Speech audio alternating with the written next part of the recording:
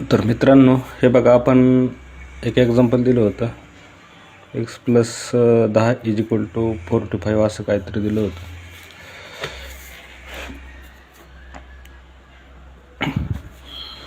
असं काहीतरी एक्झाम्पल दिलं होतं.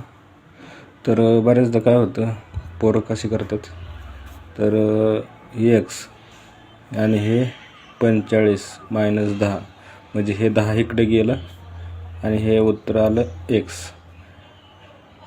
राहिले किती? 35. बरोबर.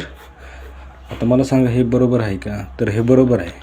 हे इकडं जातं, पण ते तिकडं का जातं आहे त्याच्या मागचं कारण आपल्याला माहीत नसते.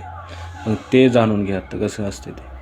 सपोज एक समीकरण कुठलंही घेतलं, तर आता सपोज x प्लस 10 आहे.